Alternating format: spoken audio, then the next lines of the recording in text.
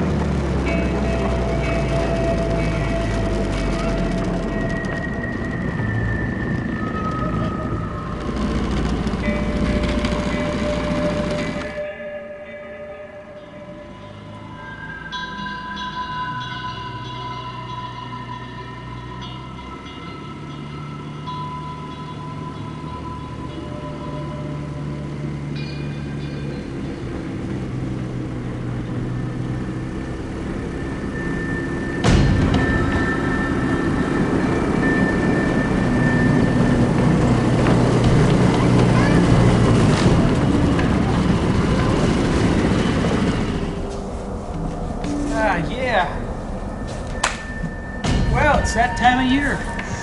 Welcome to Kman's first Halloween Spectacular. We are out quite literally in the middle of nowhere, accessible only by train. And yes, it is dark out. Very, very dark out. This is quite literally a cabin in the woods.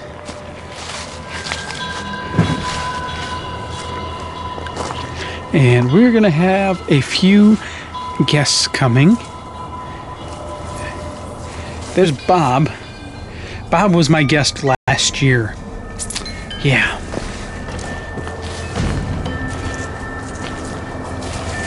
There's Gino. Hi, Gino.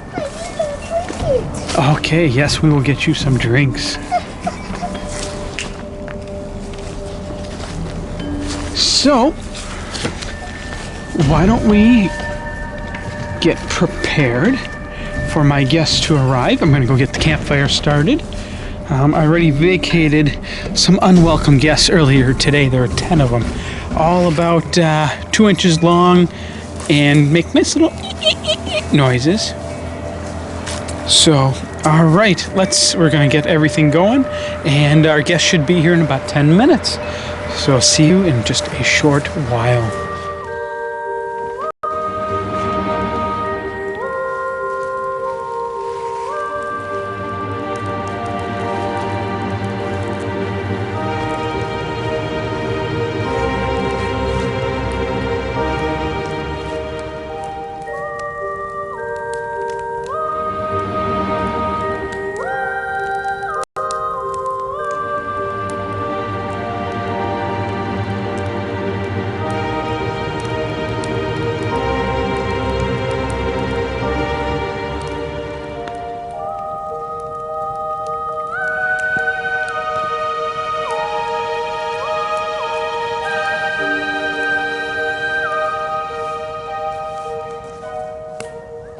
Wow, I can actually hear screams off in the distance. Gene, do you hear the screams? Sounds like Camp Upham Woods is hanging some of them up.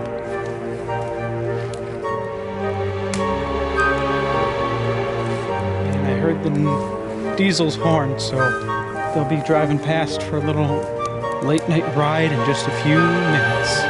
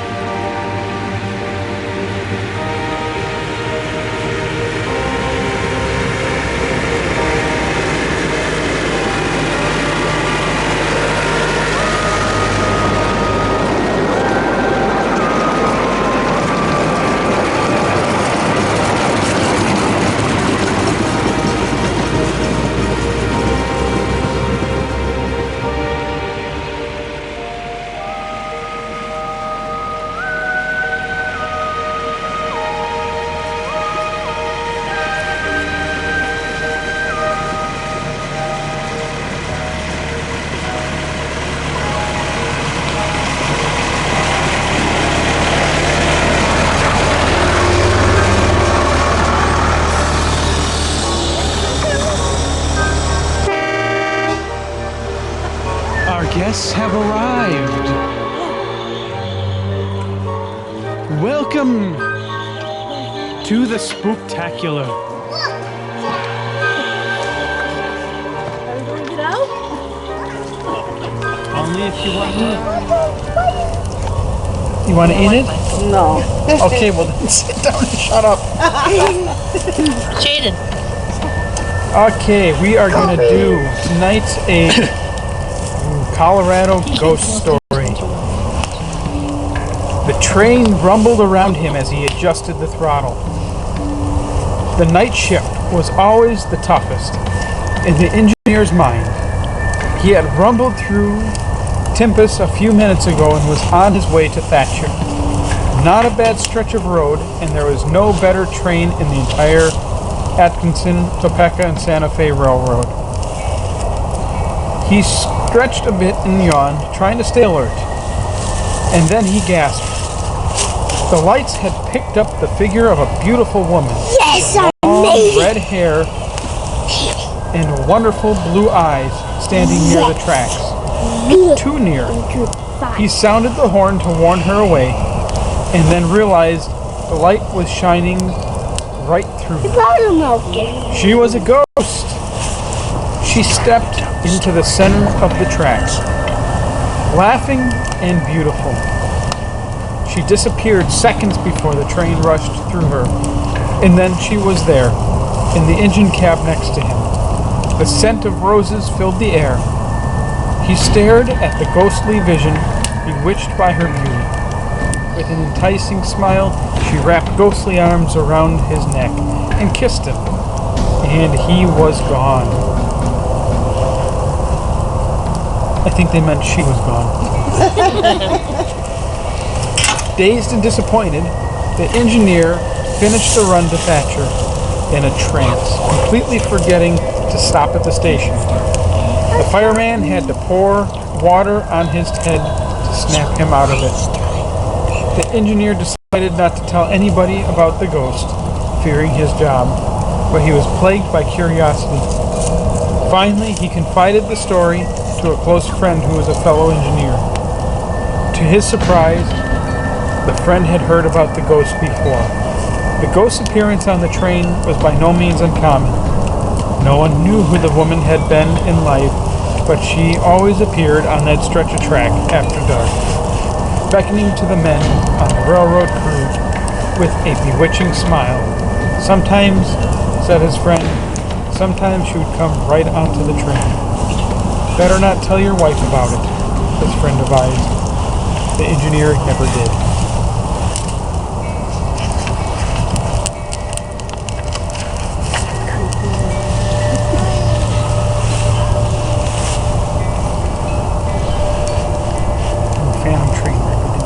Yeah. There's another good one. So the last train home. And then that Oh, this is an easy one. It's got pictures. No. Is that what? No, that's a Paulding light. Oh, the Paulding light. That's the one you wanted? Okay, whoopsie.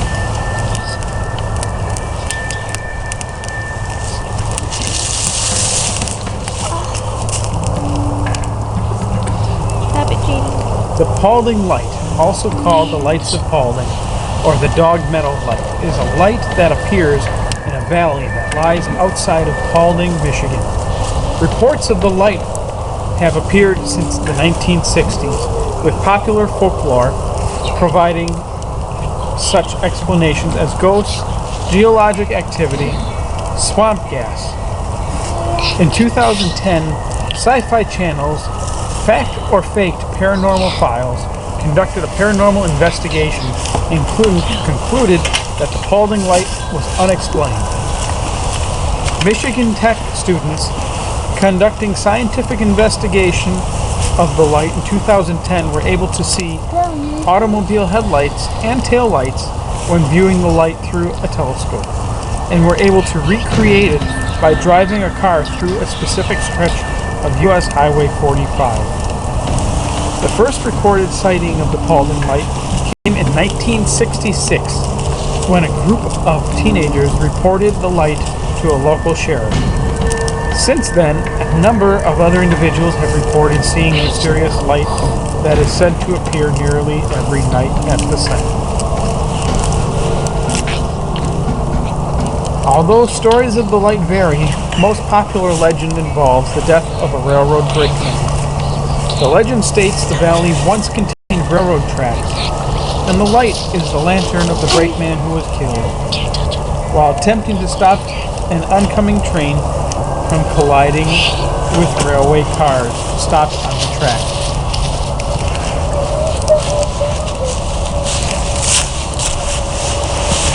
Another story claims the light is the ghost of a slain mail courier, while another says the ghost of the Indian dancing on the power lines that run through the valley.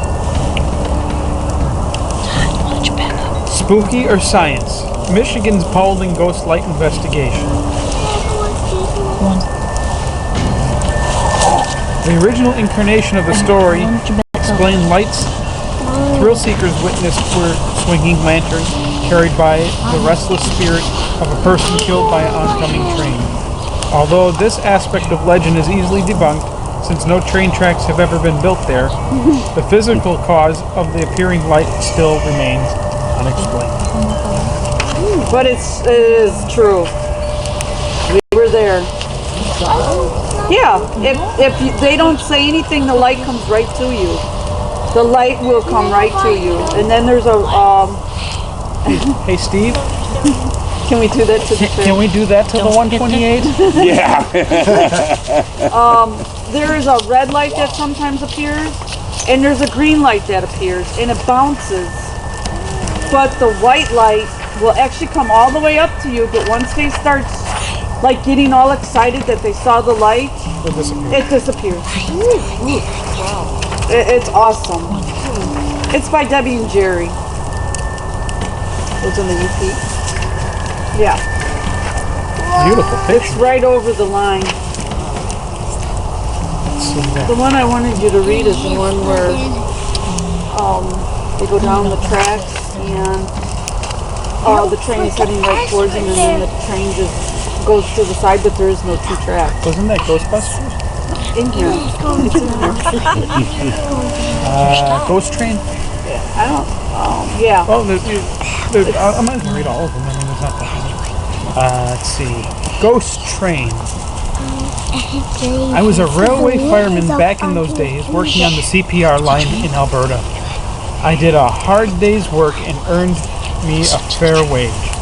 I was young then, and my pretty little bride was just setting up housekeeping in the little cottage. That was all we could afford. Life was good, and I thought everything would continue rolling along that way. Then came that fateful day in May of 1908. I was working nights that month, and my buddy, Tuhei, was the engineer. We were about 3 kilometers out of Medicine Hat when a blazing light appeared in front of the engine. It was another train on a collision course with us. Tuhei yelled at me to jump, but there was no time. The light was right on top of us. I thought we were dead.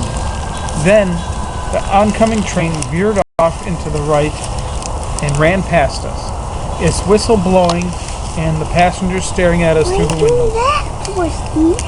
But there was only a single track on that stretch of hills, and it was the one we were on. I looked over at the shrieking, rumbling ghost train and saw the wheels were not even touching the ground. Well, we were mighty spooked by that incident. Tuhei decided to take some time off from engineering and began working in the yard, but I kept working the night shift as a fireman, not wanting some ghost train to drive me away, a job I enjoyed.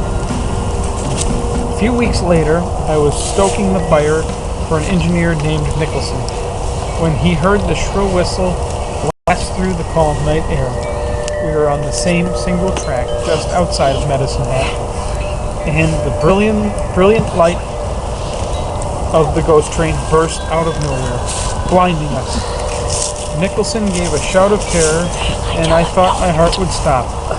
As before, the ghost train veered off to the right at the last possible second. I saw it race past us on tracks that did not exist, its passengers staring curiously at Nicholson and I from out of the windows. That did it. I wasn't about to go back on the tracks after that. I did yard work for the rest of the month of May and a few weeks in June. Finally, I decided enough was enough, and I gritted my teeth and resumed my role as fireman. I was firing up an engine in the yard one evening in early July when the report of an accident came in.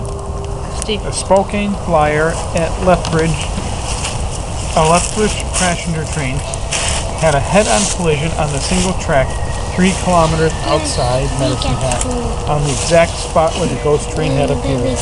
Lethbridge locomotive had derailed, and its baggage car was destroyed. 7 people were killed in the accident, including 2 engineers. One was my buddy, Tue, and the other one was Nicholson.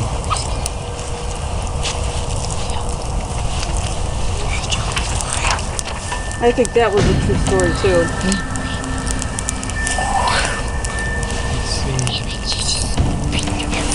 Right into the top of it. We did all of them. Oh wow. That was all. Good picture. That was all?